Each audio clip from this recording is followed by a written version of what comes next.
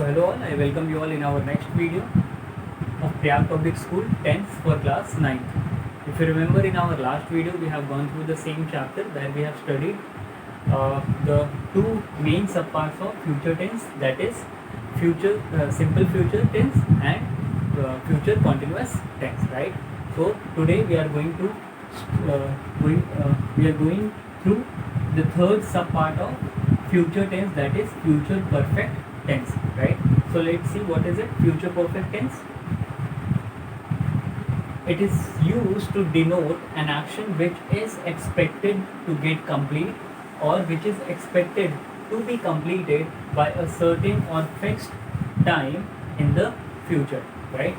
So future perfect tense उस action के बारे में दिखाता है जो कि हमें ये बताता है कि कोई एक एक्शन है जो कि फ्यूचर में शुरू होगा और शुरू होने के बाद एक समय होगा, उस समय से पहले पहले वो ख़त्म हो चुका होगा, राइट?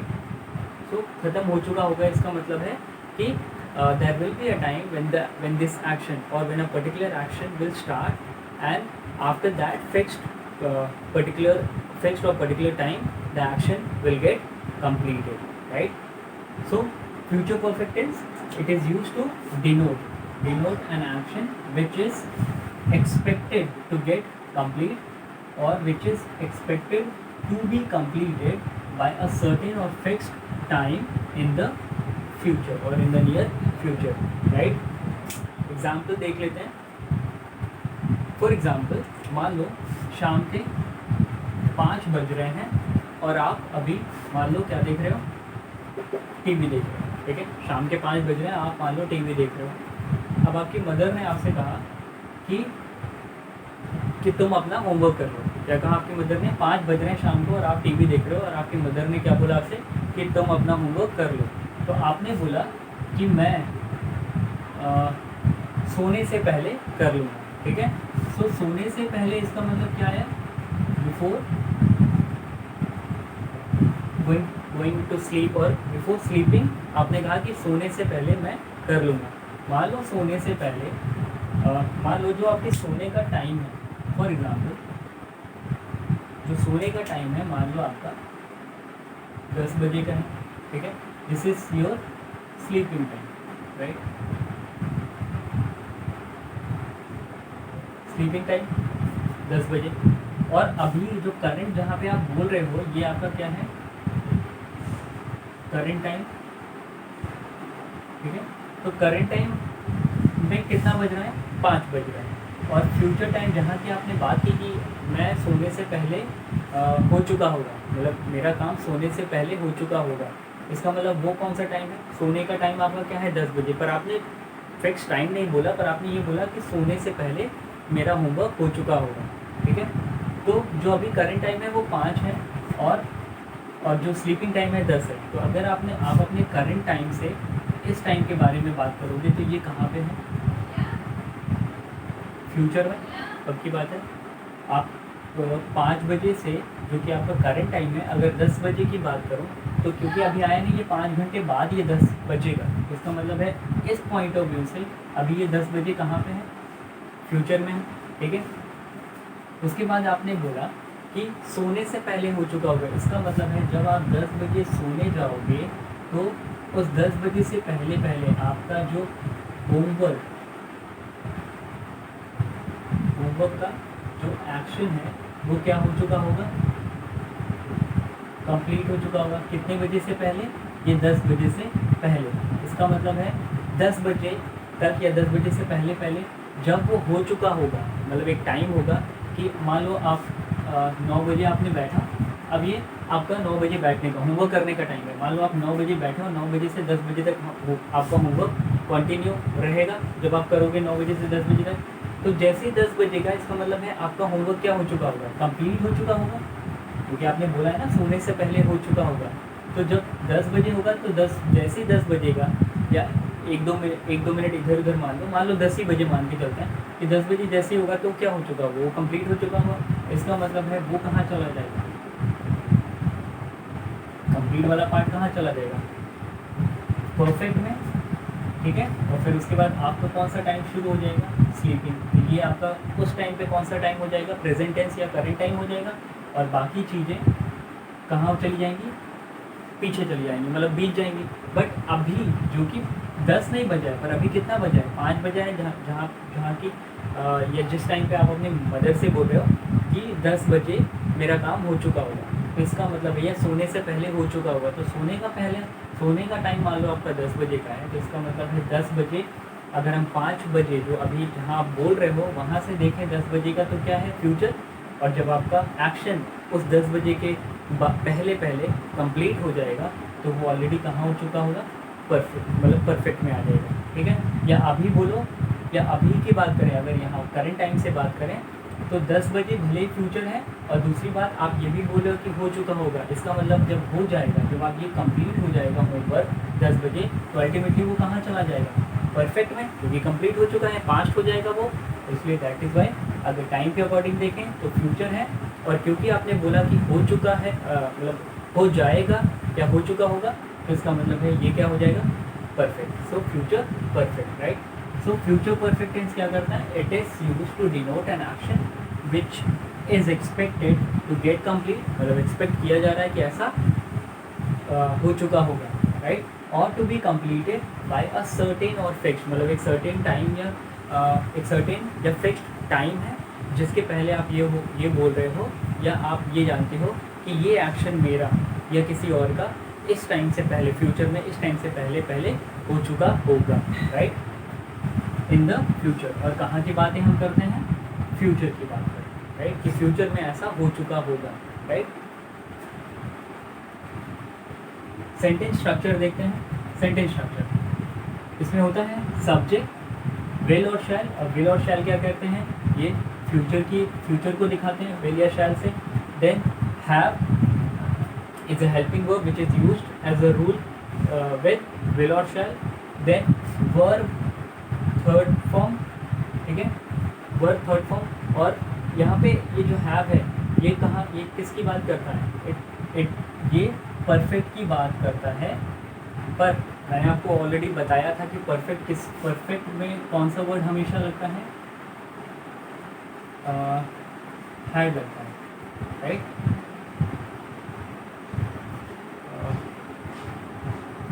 हाँ, परफेक्ट में मैंने आपको बताया था, क्योंकि परफेक्ट जो होता है वो क्या दिखाता है, वो उस समय उस एक्शन के उस समय को बताता है जो कि कहाँ जा चुका है, पास्ट में जा चुका है। तो इसलिए पास्ट में हम क्या लगाते हैं, हैड, राइट। बट यहाँ पे अब हैव इसलिए लगा रहे हैं क्योंकि ये अभी परफेक्ट में गया नहीं है। ये एक्शन जो आपका होगा वो फ्यूचर परफेक्ट है, ना कि पास्ट परफेक्ट है। इसलिए हम यहाँ पे क्या लगाते हैं, परफेक्ट को किस तरीके से सिम्बलाइज करते हैं, या किस तरीके से डिनोट करते हैं, या किस वर्ड से डिनोट करते हैं, हैव से, राइट। सो विल और शैल क्या दिखाता है, फ्यूचर दिखाता है। और हैव जो है वो परफेक्ट दिखाता है। देन आया वर्ब थर्ड फॉर्म जो कि पास्ट पार्टिसिपल है, तो वर्ब थर्ड फॉर्म आ गया प्लस ऑब्जेक्ट। तो ये रूल है, वर्ब थर्ड फॉर्म यूज होता है जो कि पास्ट पार्टिसिपल है, और ऑब्जेक्ट क्या है आपका, ऑब्जेक्ट जो आपके सेंटेंस में रहेगा, ठीक है। एग्जाम्पल देखते हैं, I will have finished my homework by tomorrow, ठीक है। तो ये सेंटेंस है, I will have finished my homework by tomorrow. इसका मतलब है कि इसमें ये बोल रहा है, अगर हिंदी में आप इसे कन्वर्ट करोगे तो क्या बोल रहा है कि मैं अपना होमवर्क कल तक ख़त्म कर चुका हूँगा, ठीक है, कल तक ख़त्म कर चुका हूँगा। इसका मतलब है अभी नहीं ख़त्म हुआ है या नहीं ख़त्म हो गया है। अभी कहाँ पे बात हो रही है, फ्यूचर की। सो आई देखो, आई क्या है, सब्जेक्ट है। विल क्या है, helping verb, that means future time या फ्यूचर टेंस दिखा रहा है। हैव जो कि हेल्पिंग वर्ब है। देन फिनिश्ड क्या है, वर्ब थर्ड फॉर्म, ठीक है। माई क्या है, पॉजिटिव एडजेक्टिव। क्यों पॉजिटिव एडजेक्टिव है, क्योंकि माई तो पहली बात पोजीशन दिखा रहा है, मेरा दिखा रहा है, मतलब ऐसी बात कर रहा है कि पोजीशन दिखा रहा है। देन एडजेक्टिव क्यों है, क्योंकि ये इस नाउन जो होमवर्क लिखा हुआ है वो क्या है, कॉमन नाउन, उसके बारे में बता रहा है कि किसका होमवर्क है, मेरा होमवर्क है। देन बाई क्या है, preposition, and tomorrow adverb of time, right. तो I will have finished my homework by tomorrow, इसका मतलब है कल तक मेरा होमवर्क हो चुका होगा। तो हो चुका होगा इसका मतलब कहाँ की बात कर रहा है कि कल आएगा, मतलब कल से पहले तक मेरा होमवर्क हो चुका होगा। इसका मतलब है अभी के हिसाब से, अगर आज का दिन क्या है, टुडे ही मानते हैं, तो टुडे क्या है, ये प्रेजेंट टाइम, और टुमारो हमारे लिए क्या है, ये है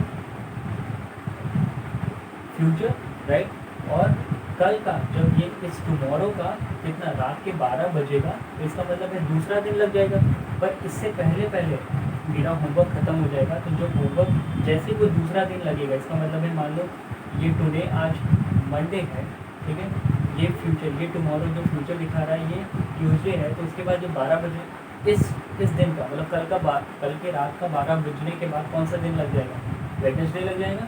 तो की बात है, आज का दिन मंडे है, टुमारो की बात कर रहा है, इसका मतलब ट्यूसडे होगा। फिर अगर उस टुमारो के रात के 12 बजे की बात करें तो कौन सा दिन लग जाएगा, वेडनेसडे लग जाएगा। तो इसको तो अभी छोड़ देते हैं, पर रात के 12 बजने से पहले पहले मेरा काम हो जाएगा। इसका मतलब है जब काम हो जाएगा तो जो होने वाला काम रहेगा, मतलब जो हो चुका होगा, वो अल्टीमेटली कहाँ चला जाएगा, it will be transfer to perfect. So that means अगर मैं मंडे में हूँ, तो मंडे से मेरे लिए टुमारो क्या है, जो कि ट्यूसडे है, वो क्या है, फ्यूचर है। और ट्यूसडे के 12 बजे से पहले पहले मेरा काम हो चुका होगा, तो जो हो चुका होगा वो कहाँ पे ट्रांसफ़र हो जाएगा, फ्यूचर परफेक्ट। तो अपने आप कल वाला दिन फ्यूचर है और काम हो चुका होगा, तो perfect, that means future perfect, right. So I will have finish my homework by tomorrow, that means कल मतलब आई will have finish my homework tomorrow, मतलब कल तक मेरा होमवर्क हो चुका होगा। सेकेंड देखते हैं, we shall have reached Delhi next week. So we क्या है यहाँ पे, सब्जेक्ट है, शैल क्या है, हेल्पिंग वर्ब है, have helping verb, reach verb third form, Delhi noun, next week क्या है, एडवर्ब ऑफ टाइम, राइट। तो अगर इसको आप हिंदी में कन्वर्ट करोगे तो क्या होगा, we shall have reached Delhi next week, मतलब हम अगले हफ्ते तक दिल्ली पहुँच चुके होंगे, ठीक है। सो अभी पहुंचा नहीं गया है, पहुंच चुके होंगे, इसका मतलब है कहाँ की बात कर रहा है, फ्यूचर की, ठीक है। और नेक्स्ट वीक जब आ जाएगा, तो नेक्स्ट वीक इनके पहुंचने का काम ऑलरेडी क्या हो जाएगा, कंप्लीट हो जाएगा। और जब कंप्लीट हो जाएगा तो ऑलरेडी ये कंप्लीट, ठीक है। अभी से इनका नेक्स्ट वीक क्या है, फ्यूचर है। और जब नेक्स्ट वीक आ जाएगा तो ये क्या हो जाएगा, कंप्लीट हो जाएगा। जो एक्शन है पहुंचने का, तो एक्शन जो पहुंचने का वो जब जैसे ही कंप्लीट होगा तो अल्टीमेटली ये कहाँ पहुंच जाएगा, परफेक्ट। तो दोनों मिला के क्या होगा, future perfect, right. So class, with this definition and with 2 examples, I think that you will have understood what is future perfect tense.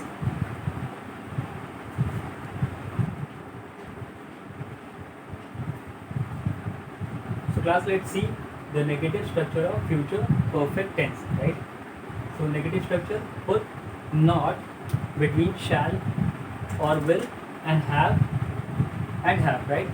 So not हमें किसके बीच में लगाना है, will shall, तो या तो हम सेंटेंस में will लिखेंगे या तो shall, और have के बीच में, तो will और या shall लिखा होगा, और have के बीच में हमें क्या लगाना है, not लगाना है, राइट। जो कि क्या एक्सप्रेस करेगा, negative sense and future perfect tense. Let's see, I will not have reached the hospital before evening, right. So I will not have reached the hospital before evening, इसका मतलब है क्या, हिंदी में ये क्या कह रहा है कि मैं शाम तक हॉस्पिटल नहीं पहुंच चुका हूँगा, राइट। तो नहीं पहुंच चुका हूँ, इसका मतलब है I will not have reached the hospital before evening. So I क्या है, सब्जेक्ट है, विल क्या है, हेल्पिंग वर्ब है, नॉट क्या है, नेगेटिव सेंस दिखा रहा है, हैव अगेन है helping verb, reach is a verb third form, the is an article, hospital common noun, and before evening is an object, right. So where we have inserted this not, we have inserted or we have written this not between the will which is a helping verb and have again which is a helping verb. So will और have के बीच में क्या आया, not आया, जो कि क्या express कर रहा है, negative sense. So this sentence is a structure of, or this sentence is an example of a negative structure of future perfect tense, right? Second one, we shall not have read this book by tomorrow. Right.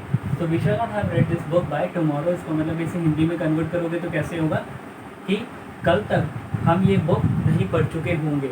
तो पढ़ चुके होंगे इसका मतलब नहीं पढ़ चुके होंगे इसका मतलब क्या है, नेगेटिव सेंस एक्सप्रेस कर रहा है किसका, फ्यूचर परफेक्ट टेंस का. राइट. सो वी क्या है, subject, shall helping verb, not giving a negative sense, have again helping verb, read that means verb third form, this demonstrative adjective, right, book that means common noun, by preposition, and tomorrow is a adverb of time, right. So these two examples were the negative structure examples of future perfect tense. Now let's see the interrogative structure of future perfect tense. Shall, will comes before subject and have follows it, right. So shall और will किसके पहले आ जाता है, subject के पहले. तो यहाँ पे shall और जो will होता है, ठीक है, जो कि हमारा फ्यूचर टेंस दिखाते हैं, वो shall और will कहाँ जाता है, सब्जेक्ट से पहले लिखा जाता है, और have जो होता है उन दोनों के बाद फॉलो करता है उन लोगों को. ठीक है, इन अ सेंटेंस. ये कब होता है, जब हम नेगेटिव स्ट्रक्चर लिखेंगे या लिखते हैं किसका, फ्यूचर परफेक्ट टेंस का. देखते हैं example. Will he have written this novel by the end of this year, right. So will you have written this novel by the end of this year. इसका मतलब है, इसको हिंदी में कन्वर्ट करोगे तो क्या होगा कि क्या उसने नॉवल इस साल के अंत तक ख़त्म कर चुका होगा, राइट. तो क्या वो अपनी नॉवल लिखना इस साल के अंत तक ख़त्म कर चुका होगा. तो क्या आया, क्या उसने ऐसा कर चुका होगा या कर लिया होगा. तो क्या आया, तो दैट क्या is will, right. So will क्या है, यहाँ पे विल आया क्योंकि यहाँ पे लिखा है. विल और शैल कहाँ पे आएंगे, सब्जेक्ट से पहले. तो ये हमारा सब्जेक्ट है ही, उससे पहले क्या लिखा हुआ है, विल या शैल हम लिखेंगे. ये दो रोल प्ले करेगा. पहले तो हेल्पिंग वर्ब का रोल प्ले कर रहा है, और दूसरा it is acting as an interrogative verb. But this is the question because of which the whole sentence is turning into interrogative sentence, right. Then he being a subject, have helping verb, written verb third form, this demonstrative adjective, novel noun, by is preposition, the end of this year is object, right. और last में ये हमने क्या लगा दिया है, question mark, because it is an interrogative sentence और example of interrogative structure for future perfect tense, right. So class, with this negative structure of future perfect tense and example and interrogative structure of future perfect tense and example, we have completed the third sub part of future tense, that is future perfect tense.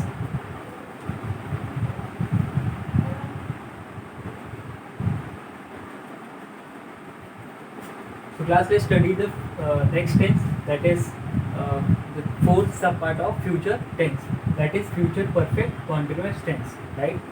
So देखते हैं ये क्या बताता है.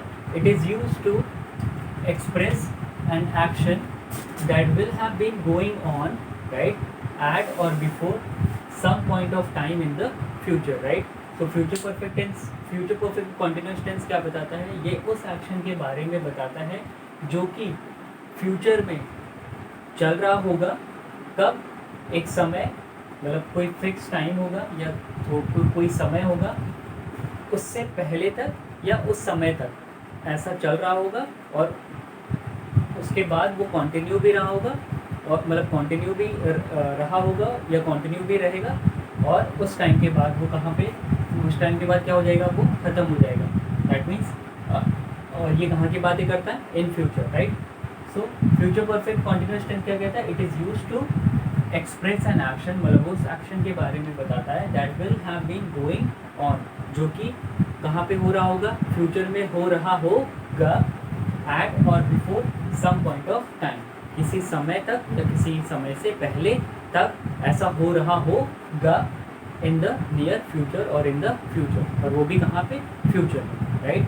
सो future perfect tense एक ऐसे समय के बारे में बताता है जो कि या उस एक्शन के बारे में बताता है जो कि फ्यूचर में स्टार्ट होगा और फ्यूचर में ही चल रहा होगा, राइट. और उसका कुछ पार्ट परफेक्ट में भी आ जाएगा, क्योंकि जब से स्टार्ट हुआ होगा तो जितने टाइम तक कंप्लीट हो चुका होगा वो क्या हो जाएगा, परफेक्ट में, और फिर उसके बाद भी वो कहाँ हो रहा होगा, वो कॉन्टिन्यूस हो रहा होगा. एग्जाम्पल, देखते हैं सेंटेंस स्ट्रक्चर, ठीक है। सेंटेंस स्ट्रक्चर इसका क्या कहता है, सब्जेक्ट प्लस विल या शैल रहता है, plus have plus been, been जो कि परफेक्ट दिखाता है, प्लस कौन सा फॉर्म ऑफ वर्ब यूज होता है, ING form of the verb plus object, right. Example देखते हैं, I will have been learning my lesson since morning, right. So I will have been learning my lesson since morning. अगर इसे आप हिंदी में convert करोगे तो क्या होगा कि मैं सुबह से अपने लेसन्स याद कर रहा हूँगा। तो कर रहा हूँगा इसका मतलब ये कहाँ की बात कर रहा है, फ्यूचर की, राइट। सो आई क्या है, सब्जेक्ट है, विल क्या है, हेल्पिंग वर्ब जो कि फ्यूचर टाइम दिखा रहा है, हैव क्या है, हेल्पिंग वर्ब है, बीन क्या है, परफेक्ट है जो कि परफेक्ट भी दिखा रहा है उसमें कि ऐसा भी समय आएगा जब उसका थोड़ा सा उस एक्शन का थोड़ा सा पार्ट कहाँ पे चला जाएगा, पास्ट में, राइट। तो वो पार्ट क्या कहलाएगा, या वो पार्ट कहाँ आ जाएगा, परफेक्ट में। उसको हम किससे डिनोट करते हैं, बीन से। लर्निंग क्या है, ING form of the verb, my क्या है, positive adjective, lesson common noun, and then since morning object, right. so I will have been learning my lesson since morning, मतलब मैं सुबह से अपने लेसन्स याद कर रहा हूँगा। तो ये कहाँ की बात है, फ्यूचर की। अब इसको देखते हैं कैसे। मान लो मैं 9 बजे बैठता हूँ, ठीक है, 9 o'clock, ये यहाँ पे मैं आपको समझा देता हूँ ये टेंस। मान लो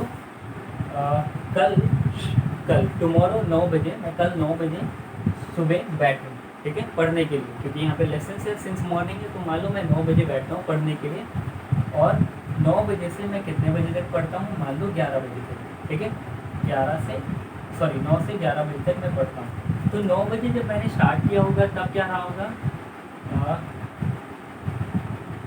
तब रहा होगा प्रेजेंट टाइम, राइट। जब 9 बजे स्टार्ट किया होगा तब क्या रहा होगा, प्रेजेंट टाइम, ठीक है। अब मान लो पढ़ते पढ़ते 10:30 हो चुका है, ठीक है। अब 10:30 मेरे लिए क्या है, ये है करेंट या प्रेजेंट टाइम, ठीक है। अब 10:30 अभी 9 था मेरे पास, मेरे लिए प्रेजेंट टाइम, पर क्योंकि अब मैं 9 बजे से कहाँ पे आ चुका हूँ, ये आ चुका हूँ मैं 10:30 पे। तो अब 10:30 बजे मेरे लिए क्या है, करेंट या प्रेजेंट टाइम। अब यहाँ से अगर मैं 10:30 से अगर मैं 9 बजे की बात करूँ तो 9 बजे अब मेरे लिए क्या हो चुका है, पास्ट टाइम हो चुका है ना। जब 9 बजे मैं एग्जैक्टली 9 बजे पे था तो ये क्या था, प्रेजेंट। पर क्योंकि अब मैं 10:30 बज रहे हैं, अब मैं 10:30 पे आ चुका हूँ, तो 10:30 बजे से अगर मैं 9 बजे की बात करूँगा तो अब ये क्या हो चुका है, पास्ट टाइम हो चुका है, ठीक है। उसके बाद अभी भी मुझे अगर 11 बजे तक मैं पढ़ूंगा तो अभी मेरे पास कितने मिनट्स हैं, 30 मिनट्स हैं, 30 मिनट्स है ना। 30 मिनट्स बाद ही मेरे ये पूरा 2 घंटे की लर्निंग मेरी पूरी हो जाएगी। पर अभी भी आधे घंटे हैं जो कि मुझे, क्योंकि मैं अभी 10:30 पे हूँ और मुझे 10:30 से कहाँ तक जाना है, 11 बजे तक, जिसमें कि आधे घंटे अभी बाकी है। तो ये मेरे लिए क्या है, फ्यूचर है। तो जो एक्शन मैं 10:30 पे कर रहा हूँ वो मुझे 11 बजे तक भी क्या करना पड़ेगा। तो क्योंकि 11 बजे 10:30 बजे से 11 बजे तक क्या है, फ्यूचर है। पर और ये एक्शन जो लर्निंग का है वो क्या होगा, उसे यहाँ पे भी मुझे क्या लिखना है, कॉन्टिन्यूअस करना है, ठीक है। ये कॉन्टिन्यूअस होगा तभी तो 11 बजे तक लर्निंग जाएगी हमारी, जो कि मैंने 2 घंटे का टारगेट लेके रखा है। तो इसका मतलब है जब ये एक्शन स्टार्ट हुआ लर्निंग का, ठीक है, तो इसका मतलब है वो प्रेजेंट टाइम रहा होगा, ठीक है। अभी उसको हटा देते हैं। अब मैं 10:30 बजे आ चुका हूँ, तो 10:30 बजे अब मेरे लिए क्या हो चुका है, 10:30 बजे मेरे लिए करंट टाइम है, और अब 9 बजे क्या हो चुका है, पास्ट टाइम हो चुका है। तो इसका मतलब है 9 बजे से 10:30 बजे के बीच में कितने घंटे होते हैं, 1 आवर 30 मिनट्स, ठीक है। अब ये 1 आवर 30 मिनट्स जो कि 9 बजे से 10:30 बजे के बीच में है, ठीक है। 9 बजे से 10:30 बजे के बीच में कितना टाइम होता है, 1.5 घंटे का। ये 1.5 घंटे मेरे कहाँ पे आ चुके हैं, ये 1.5 घंटे बीत चुके हैं पास्ट टेंस। इसका मतलब है ये हो गया, ये जो पास्ट टेंस में चला गया तो अल्टीमेटली किस कैटेगरी में फॉल हो गया, ये फॉल हो गया है परफेक्ट में, राइट। फिर से तो ये 1.5 घंटे मैं अब मान लो 10:30 पे हूँ, 9 बजे से मैंने पढ़ाई स्टार्ट की थी, इन दोनों के बीच में कितने घंटे हो चुके हैं, 1.5 घंटे। तो ये 1.5 घंटे, क्योंकि अब मैं 10:30 पे हूँ, 10:30 बजे ये मेरी करंट पोजीशन है ये वाली, ठीक है। तो ये 1.5 घंटे मेरे लिए क्या हो चुका है, ये 1.5 घंटे मेरे लिए माना जाएगा कि पास्ट हो चुका है। अब जब पास्ट हो चुका है तो अल्टीमेटली कहाँ पे ट्रांसफ़र हो गया है, परफेक्ट, राइट। और क्योंकि अभी मेरी अभी यहाँ ख़त्म नहीं हुआ, अब मुझे कहाँ तक जाना है, 11 बजे तक जाना है, तो इसका मतलब है जो लर्निंग का एक्शन होगा वो क्या हो रहा है, वो कॉन्टिन्यूस रहेगा, ठीक है। तो ये हो गया परफेक्ट, क्योंकि इतना कंप्लीट हो चुका है। 9 से 10:30 के बीच में कितना टाइम होता है, 1.5 घंटे का। ये 1.5 घंटे ऑलरेडी कहाँ पास्ट हो चुका है, पास्ट में, इसलिए जो पास्ट में टाइम चला गया है वो ऑलरेडी कहाँ आ जाएगा, परफेक्ट में। और उसके बाद अभी 10:30 से मुझे 11 बजे तक पढ़ना है, क्योंकि 11 बजे मेरा टारगेट है, तो ऑलरेडी वो एक्शन क्या होगा, कॉन्टिन्यूस होगा। और ये बात हो कहाँ की रही है, ये बात हो रही है, अब देखो ये बात जो हो रही है, ये बात हो रही है विल से, और विल से हमें क्या पता चल रहा है, फ्यूचर, ठीक है। तो ओवरऑल क्या हो गया, future perfect continuous tense, right. So ये पूरा है आपका फ्यूचर परफेक्ट कॉन्टिन्यूस का। फिर से जैसे मान लो 9 बजे से 11 बजे तक मुझे पढ़ना है, 9 बजे जब मैं बैठा तो मेरे लिए प्रेजेंट था, फिर पढ़ते पढ़ते मैं 10:30 पे आ गया, तो 10:30 बजे अब मेरे लिए प्रेजेंट टाइम हो गया। फिर 9 बजे क्या हो गया, पास्ट, मेरे लिए 9 बजे क्या हो गया, पास्ट।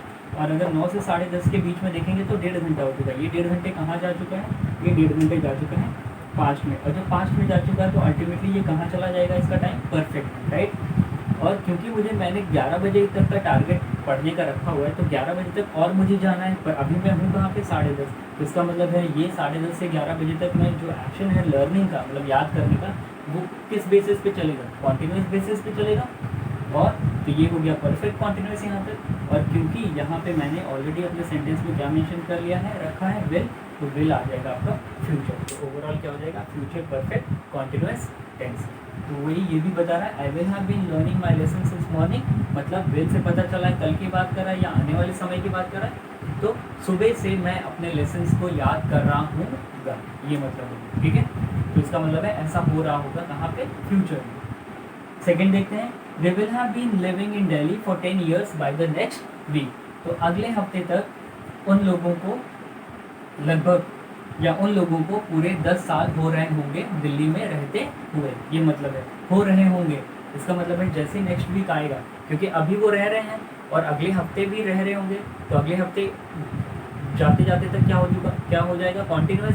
और जब से वो रह रहे हैं, मान लो ये 10 साल हो चुके हैं, तो 1 साल पहला साल उनका मान लो क्या रहा होगा, प्रेजेंट टेंस। पर क्योंकि अब वो 10 साल हो चुके हैं या नेक्स्ट हफ्ते 10 साल हो रहे होंगे, तो जब वो जैसे 10 साल पे आएंगे तो 1 से लेकर के 9.5 साल हम मान सकते हैं कहाँ पे ट्रांसफ़र हो चुके हैं, परफेक्ट में।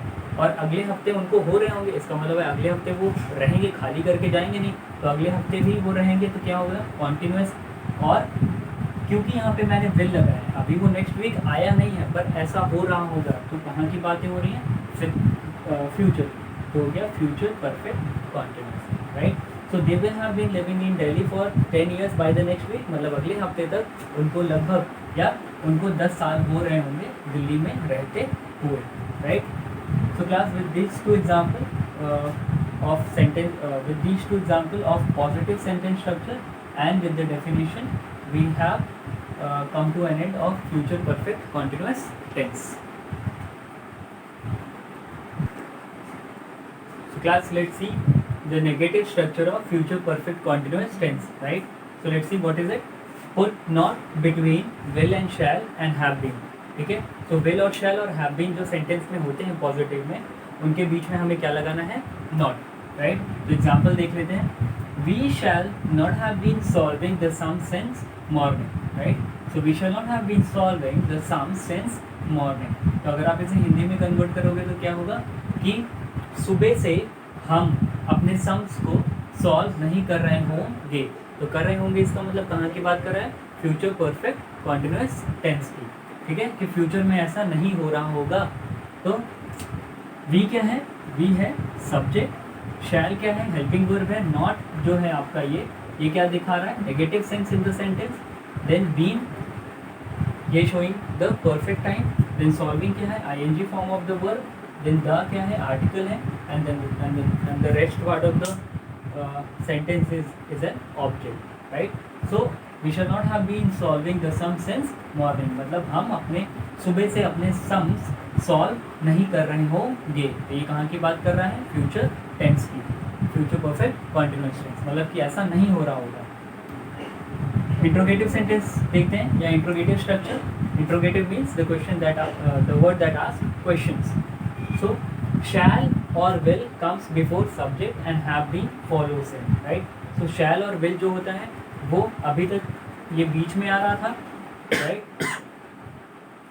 राइट, ये जैसे बीच में आ रहा था, तो अब हम शैल या विल को कहाँ ले जाएंगे, इंट्रोगेटिव वर्ड की तरह यूज़ करेंगे जो कि सब्जेक्ट से पहले आएगा और उसके बाद हैव बीन जो सेंटेंस में रहता है वो उन दोनों को फॉलो करेगा सेंटेंस में।